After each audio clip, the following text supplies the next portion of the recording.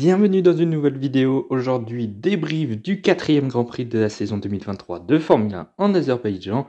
N'oubliez pas de liker, partager, commenter et surtout vous abonner à la chaîne, c'est très important. On est parti. Tout d'abord un point sur le classement de la course avec une nouvelle victoire de Sergio Pérez, un week-end XXL. Max Verstappen termine juste derrière deuxième, Charles Leclerc signe son premier podium troisième, Alonso très beau quatrième, Sainz cinquième, Hamilton sixième, Stroll septième, Russell huitième avec le meilleur tour, Norris neuvième meilleur des autres et Tsunoda qui arrache le dernier point. Ce week-end, le big boss à Bakou, c'était Sergio Pérez. Il a dominé la concurrence, y compris Max Verstappen. Et oui, avant même le début du week-end à Bakou, on savait que Sergio Pérez allait être dans le coup. C'est un circuit qui plaît énormément aux pilotes mexicains. C'est lui d'ailleurs qui est monté le plus de fois sur le podium à Bakou, 5 fois maintenant. Déjà, même avec la Force India, il était monté 2 fois sur le podium, donc c'est pour vous dire les performances, les grosses performances de Sergio Pérez. Eh bien là, il n'a pas dérogé à la règle. Une qualification un petit peu compliquée, ceci dit, il n'était pas si loin que ça. Troisième pour la qualif de la course. Il a même réussi à se qualifier devant Max Verstappen en qualification pour le sprint. Course sprint qu'il a aisément remporté en dépassant Charles Leclerc. Il n'a plus revu le moindre pilote sur sa trajectoire. Sergio Pérez a largement remporté cette course sprint le samedi. Et le dimanche, hier, il a remporté le Grand Prix d'Azerbaïdjan. Il a été aidé par la safety car, certes, parce qu'au début de course, il était troisième derrière Verstappen et Leclerc. Il a été aidé donc par cette safety car, il s'est retrouvé en tête. Mais bon, après cette safety car, une belle relance. Et puis ensuite, il a tenu la distance avec Max Verstappen entre 2 et 3 secondes à peu près. Toute la course, il a tenu Sergio Pérez. Et donc ça fait un week-end, un très très bon week-end.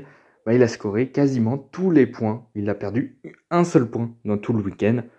Donc oui, 33 points sur 34. Grosse performance du Mexicain. Au championnat, eh bien, il fait une très belle remontée puisqu'il revient à 5 points du leader de chez Red Bull, Max Verstappen. En revanche, de l'autre côté du garage de chez Red Bull, on fait la tête. Ouais, un week-end un petit peu plus compliqué, délicat pour Max Verstappen. Tout ne s'est pas passé comme prévu. Il n'a jamais vraiment été le leader d'une quelconque séance, si ce n'est le début de course. Il a été vraiment malchanceux sur cette safety car.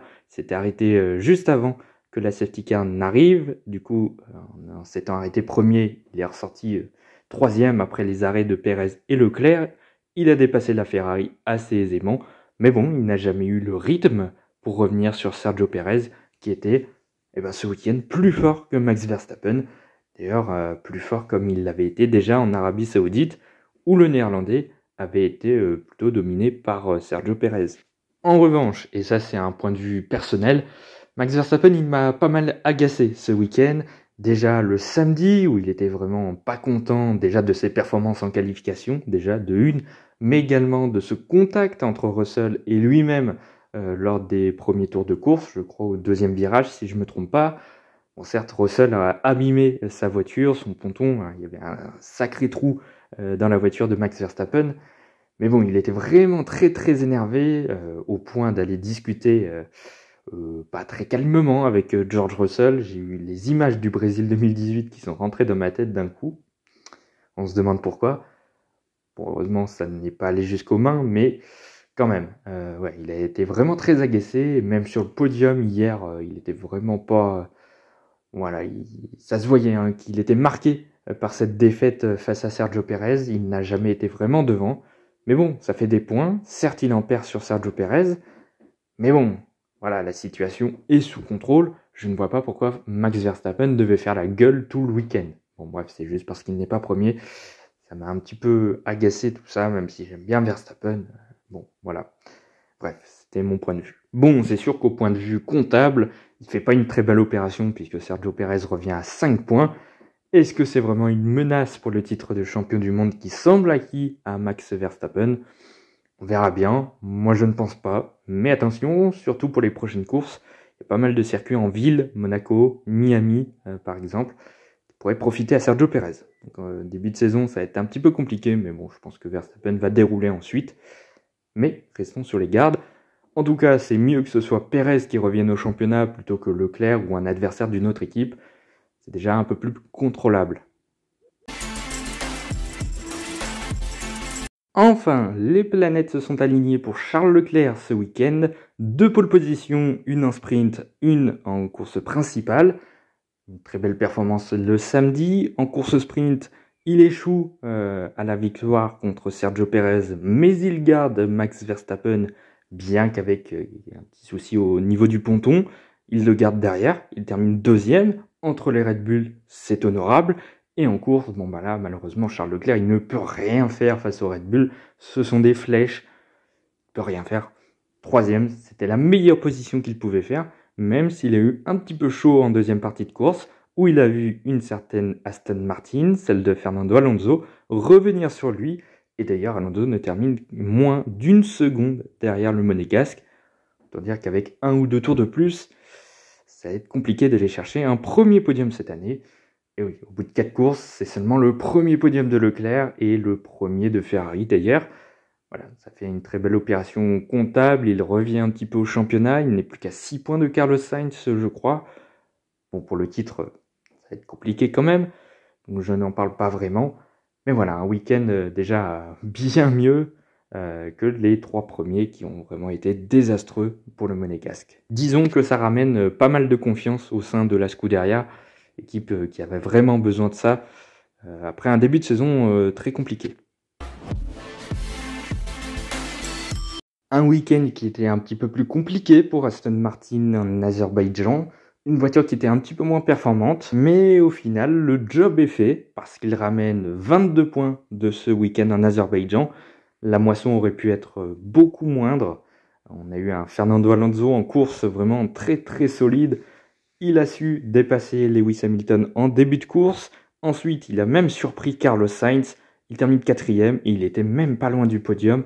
C'est juste extraordinaire ce qu'a fait Alonso encore ce week-end. C'était moins impressionnant que les autres week-ends, mais bon, c'est quand même très solide. Aston Martin qui a été touché par des problèmes de DRS tout le long du week-end. Apparemment, ce dimanche, il n'y a pas eu vraiment eu de problème pour Fernando Alonso. En tout cas, pas de ce que j'ai entendu. Mais en qualification et en course sprint, il y a eu des problèmes sur les 2 Aston Martin. Pour Alonso, en course sprint, le DRS se serait ouvert 2 fois sur 3. Donc un petit peu compliqué de performer dans ces conditions-là. C'est pour ça que Fernando était assez loin en qualification, 6e je crois pour la qualif course, et 8e pour la qualification sprint. Il était même derrière la Williams d'Alex Albon, c'était très surprenant. Mais surtout, c'est sûr, avec 100 DRS, c'est beaucoup plus compliqué. Mais voilà, malgré tous ces problèmes, ça fait une belle moisson de points. Et puis surtout, pour la lutte pour la 2e place au championnat des constructeurs, Mercedes n'a pas récolté beaucoup de points non plus. Je crois qu'ils sont à peu près à égalité de points récoltés ce week-end. C'est surtout Ferrari qui revient du fond. Donc attention quand même. Mais bon, voilà. Aston Martin a limité la casse ce week-end. Avec Mercedes, on ne sait pas encore sur quel pied danser. Un coup compliqué à Bahreïn, un coup moyen en Arabie Saoudite, un coup très bien en Australie. Et bien Mercedes est retombé dans ses travers en Azerbaïdjan. La voiture n'était pas vraiment très performante. Ils ont essayé, tant bien que mal, de réussir à maximiser la performance. Bon, est-ce qu'on peut dire que c'était vraiment le cas? Je ne sais pas. Hamilton est resté collé derrière Carlos Sainz une bonne partie de la course sans pouvoir malheureusement le dépasser. La vitesse de pointe de la Mercedes qui fait encore un petit peu défaut, même si dans les virages, ça allait pas mal pour Mercedes. C'était très compliqué pour George Russell également, qui a passé toute sa course en 8e place.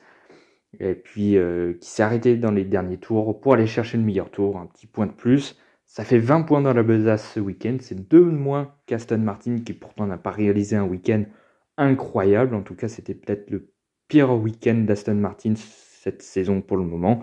Mais pour Mercedes, c'était un poil moins bien qu'Aston Martin encore. Ils voient Ferrari en plus revenir derrière eux. Donc attention, la 4e place au championnat des constructeurs, elle est pas loin. Encore un 0 pointé chez les Bleus. Ça commence à faire beaucoup, alors que c'était vraiment de la malchance en Australie avec l'accident dans le dernier tour entre les deux Alpines. Là, c'était vraiment un manque de performance et quand même un petit chouïa problème de malchance encore une fois. En essai, Gasly a été victime d'un incendie sur sa voiture. En qualification, il casse la voiture. Voilà, du coup, il part du fond de peloton. Mais bon, la performance n'était de toute manière pas là chez les Français parce qu'Esteban Ocon n'est pas passé dans les Q3, que ce soit pour la qualif course et sprint. Du coup, ils ont changé quelques éléments. Je crois qu'ils ont changé des réglages au niveau des suspensions. Donc, ils ont brisé le parc fermé. Donc, Ocon a dû partir des stands sur les deux courses. Voilà, on avait les deux Alpines en fond de peloton, à Bakou, c'était compliqué. Et en plus, les Alpines n'ont pas vraiment dépassé. Esteban Ocon est resté 9e toute la course à partir de la safety car avec des pneus usés. Il tenait un bon rythme, pourtant avec des pneus usés. Mais bon, la règle, c'est qu'il faut changer de pneus au moins une fois dans la course. C'est ce qu'il a fait dans le dernier tour. Du coup, il est retombé 15e et Pierre Gasly n'a pas fait mieux que 14e. Ouais, ça fait mal. Et McLaren, eh bien, commence à partir pour cette 5e place. C'est pas du tout ce qu'on aurait prédit il y a quelques semaines ou quelques mois avant, tellement McLaren était loin. Mais au final, McLaren eh bien, prend de l'avance sur Alpine. Ça fait mal. Ça fait mal. Et ce week-end, surtout qu'ils voulaient se rapprocher de Mercedes, se sont plus rapprochés du fond de peloton. Bon, espérons que la semaine prochaine à Miami, ce sera déjà mieux chez les Français. Je me demande bien où est passé Valtteri Bottas. Oui, il a complètement disparu depuis le Grand Prix d'Arabie Saoudite. On ne le voit plus du tout. En Arabie Saoudite, il est dernier. En Australie, il est dernier. Là encore, il est dernier. Ça fait mal. Il est très très loin, Valtteri Bottas. Je ne comprends pas. Je ne comprends pas. Bottas est à la rue complète. J'ai bien envie de dire que c'est le pire pilote de cette saison pour le moment. Ça fait mal. Ça fait très mal. Et en plus, la performance de sa voiture ne l'aide pas vraiment. Mais j'ai l'impression que Bottas a pas mal lâché ces derniers temps. Voilà, je voulais juste en parler un petit peu, mais c'est très surprenant. Et enfin, on termine ce débrief par une scène surréaliste dans le dernier tour où Esteban Ocon devait effectuer encore son seul arrêt de la course dans le dernier tour du coup. Oui, mais les dirigeants, en tout cas les organisateurs, ont décidé de faire passer les photographes pour le podium qui allait se passer juste quelques minutes après. Une scène vraiment hyper dangereuse parce que les photographes étaient en plein milieu de la pit lane avec l'Alpine qui arrive à 80 km/h, 60 ou 80, je ne sais plus la limitation dans la voie des stands, mais quand même, il y a l'Alpine qui arrive à 80 km/h et qui se retrouve avec juste à quelques mètres des photographes. Bon, heureusement, ils avaient une bonne réaction, et puis Ocon a dû quand même un petit peu freiner et éviter un petit peu se décaler, mais on aurait pu assister à une scène vraiment... Enfin, ça fait froid dans le dos, vraiment, je comprends pas comment on peut avoir des choses comme ça, c'est vraiment absurde, c'est incroyable, c'est pas possible d'avoir ça en Formule 1, et nulle part d'ailleurs, non, c'est pas possible, on peut pas assister à cette scène. Ouais, voilà, je voulais en parler en toucher deux mots, mais ouais, je trouve ça complètement surréaliste. Allez, on continue avec les notes que j'ai données aux pilotes et aux équipes pour ce Grand Prix d'Azerbaïdjan. Je vous avoue que je me suis creusé un petit peu la tête pour mettre les notes. Je les trouve peut-être un petit peu basses pour beaucoup, mais bon, voilà, je les mets comme ça, mais je me suis pas mal creusé la tête quand même. Et enfin, on termine avec les classements au championnat. Max Verstappen conserve la tête du championnat pour 6 points. 6 petits points sur Sergio Perez. Fernando Alonso reste 3e du championnat. Il a même augmenté son avance sur Lewis Hamilton. Sainz, Leclerc suit. Il remonte de la 10e à la 6e place au championnat. Russell 7e. Stroll 8e. Norris garde sa 9e position. Et Hülkenberg reste dans le top 10.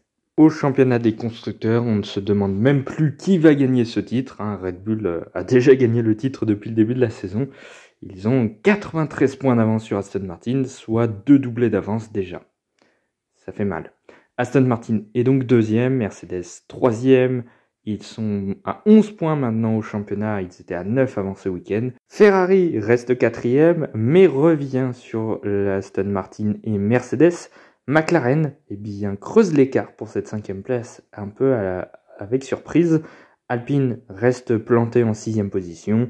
As suit avec Alfa Romeo, AlphaTauri et Williams. Voilà, c'est la fin de ce débrief. N'oubliez pas de liker, partager, commenter et surtout vous abonner à la chaîne, c'est très important. La semaine dernière, j'ai pas fait de vidéo, j'avais dit que j'en allais en faire une, mais bon, j'ai pas pu, pas eu le temps et pas eu le mental pour. Demain, on se retrouve pour le débrief du Grand Prix d'Espagne MotoGP et là, va y avoir quelques petits trucs à dire quand même, notamment au niveau des commissaires, de la FIM, etc., etc. J'en parlerai demain.